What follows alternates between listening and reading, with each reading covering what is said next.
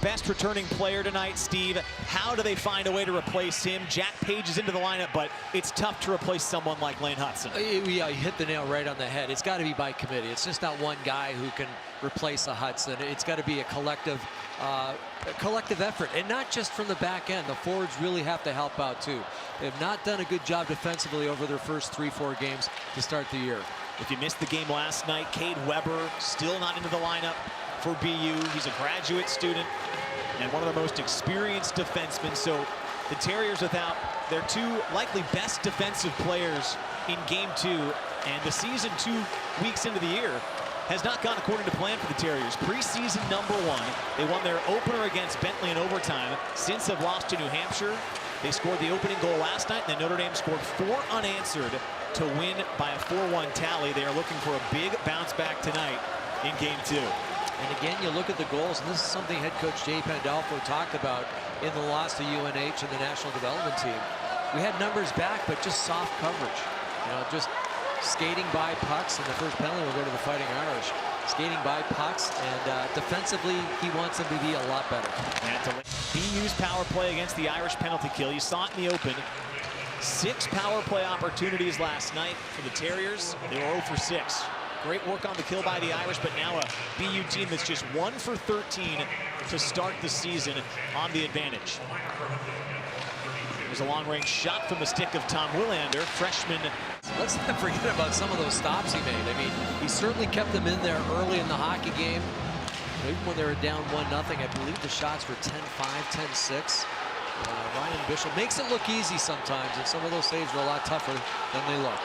Danny Nelson was working in shorthanded. It was played that time by Matthew Caron, Bishop's counterpart on the other side of the ice, and the Terriers will keep the power play going.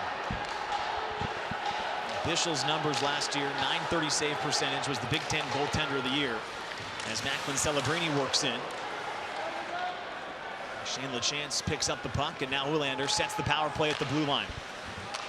Over to Wilmer in the circle, back for Willander. Here's Celebrini, walks his way in, shot didn't get through. Good work by Zach Kluzinski for Notre Dame to block the shot. Comes back out for Willander, across for Wilmer. Now a one-timer feed in the slot for Ryan Green, who scored the only BU goal last night. His shot deflects up out of play. Well, Tony, we talked about that man, and their head coach Jay Pandolfo talked about the team needing to look in the mirror. They can't feel sorry for themselves. It's got to come from within. And yeah, that's exactly the type of start you want. Puck batted towards Bishop in a precarious spot. Now it does come towards the wall where Celebrini tries to navigate through traffic. He does! He shoots and scores! Oh my goodness! What's that they say? Shoot, score, Celebrini with some magic in the offensive zone. Well, he did that in a tight area too. He had a couple of different Fighting Irish players very close to him. Landon Slaggert, right in his grill, and the move inside. Danny Nelson, he goes around, backhand to forehand, and then the quick release. And that's something we didn't really see much of yesterday.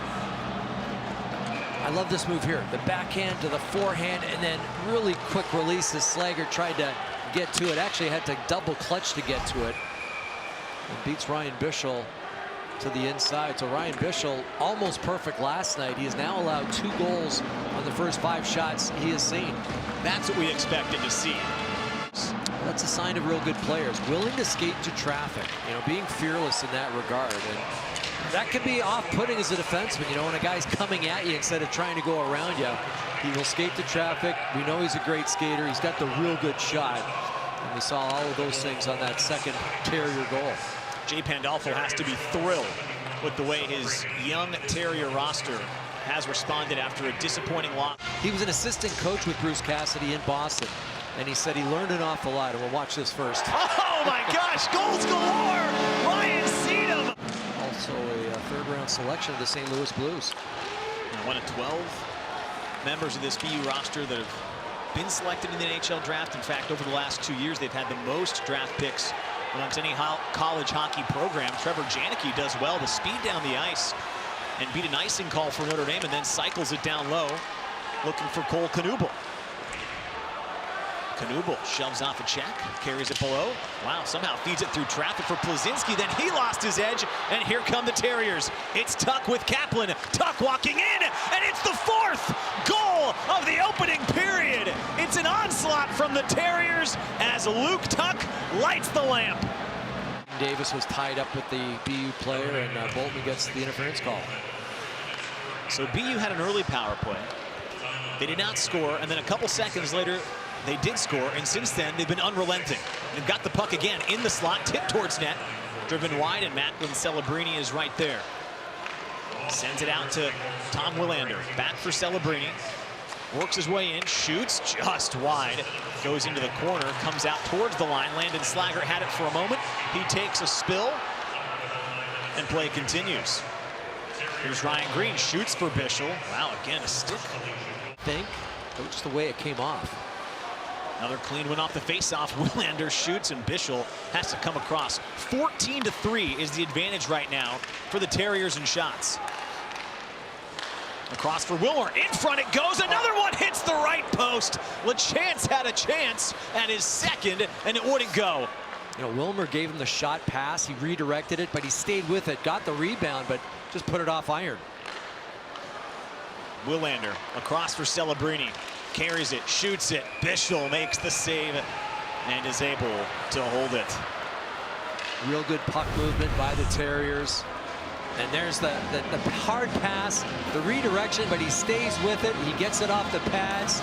Shane LaChance just rings it off the iron. It's the Irish. Terriers have taken one. Now Notre Dame has killed both power play opportunities. Terriers still 0 for 8 on the weekend and 1 for 15 to begin the season. Looking for their 6th goal of the opening period. Macklin Celebrini has one of those. Has the puck, looking for it again. Puck jumped over his stick that time. Carries it down low below the goal line.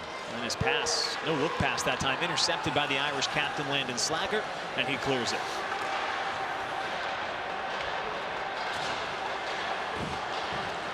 Here's Tom Willander. Speeds into the neutral zone. Drops it back for Ryan Green. Stands on his pass, but gets it right back. Green. Down for Jeremy Wilmer. Back for Willander. Across it goes for Celebrini. Fires the shot, goes over the crossbar, and ricochets all the way out.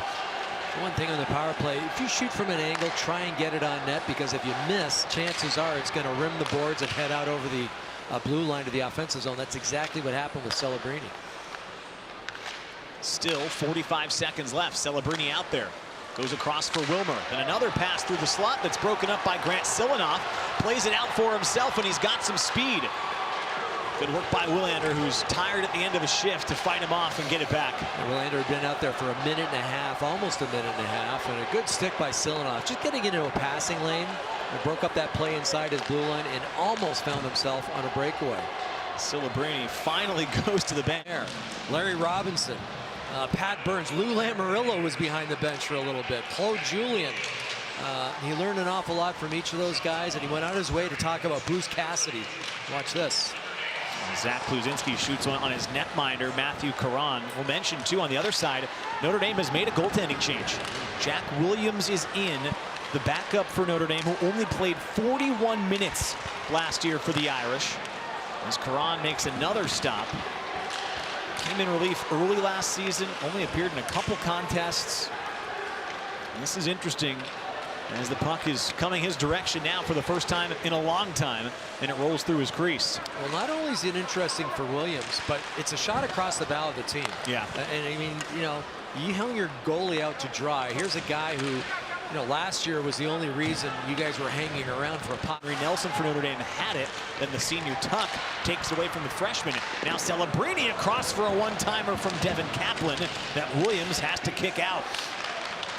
Another shot is in. Aiden Celebrini has his 7th, or beg your pardon, the Terriers have their 7th, and the rout is more than on. Aiden Celebrini, he stopped 6 of them, and 2 of them he can't really blame for, so he's been thrown into the fire. As his first career goal. Yeah, watching that feature, it's funny how these guys, it means so much to them to be able to play with their brothers. and to, you know, win games and celebrate, because when you're growing up, it's a lot of competition. I don't know if you had a older or younger brother. I had an older brother growing up in Toronto, and it was always, you know, Mom would have to come in and break us up. Only child, but Uncle lived in the basement, so we had some good one-on-one battles in the backyard. Well, Notre Dame's going to be searching for answers now. And as you said, Williams, I mean, he's had 2 bad breaks. A tough rebound in a 2-on-1 and a deflected punt. Tripping him up. Terriers win the faceoff. They are 0 for 3 on the power play. Hard to believe the power play has not generated any of their 7 goals. Celebrini, oh, what a feed across to Wilmer. Fanned on the shot, though. Comes out to the line. There's Macklin Celebrini. Scored his first goal of the series, now has 4 on the young season. Walks in, looking for a tip that time from Green, and it goes into the corner. Celebrini a lot more effective on his strong side, on the left side. Yesterday we saw him on his offside, you know, the right side, and yeah, he's in a better shooting position, but he just seems to be a real good distributor of the puck, and I like how he attacks the net from that left side. He's got the puck right now with some speed into the offensive zone. It's a shot that deflects up high. He's going to get it back in a dangerous spot, and he rattles the iron and burns the net. The 8th goal of the night for the Terriers comes from the freshman, Macklin Celebrini. Oh, he's feeling it right now. He wants the puck. He's taking control of this hockey game. Watch when here he backs off the defenders. Gets a shot that gets deflected, but watch him pick up this pass and bring it inside. Kind of a curl and drag move. And when you do that, you change the angle of the shot just a little bit. That went off the post, too. I don't think there's a lot Williams could do on that. Celebrini with his almost halfway through this hockey game. He did catch that one cleanly, so I'm sure he's playing with a little more confidence. When you got an 7-run lead, they're up 8-1. He's feeling pretty good about his game. Terriers, for what it's worth, also have already put 33 shots on net as Celebrini pulls it through his legs on his way towards the cage, and it's kicked away. He pulled it through his legs a couple of times. He did it right in the neutral ice area, and he thought, this feels good, I'm going to do it again, and he did it just inside the blue line. What better time than to put the skills on display when you have the 8-1 lead, as Nelson throws it into the opposite corner. Janicki absorbs a hit, and back it comes out through center ice. Luke Tuck skates into the offensive zone. Senior forward will just send it down low. Mentioned last night his brother Alex, who plays for the... As far as the result is concerned, some intrigue probably with the final score where it ends up, and if nothing else, and you alluded to it back in the second, Steve, if you're Notre Dame, you want to start generating some kind of momentum, positive thoughts heading into next week, which is going to get on them quickly. Thursday night affair against Mercyhurst, 1 less day of rest as they get set for it. Yeah, good habits, and it's easy to fall into bad habits when you're not playing well and you're playing loosey-goosey. Not that they're playing loosey-goosey in that second period, but you know, you want to make sure that you're finishing checks, you're not hanging your goaltender out to dry. And although they did allow 17 shots in that second. Good work that time by the captain, Case McCarthy. Has been sound all week for the Terriers. Final seconds here as Celebrini was looking for the hat trick. He's got one more chance, chips it towards net. Just went through Williams. And the clock's going to wind down. Boston University bounces back emphatically in game 2 with an 8-2 victory.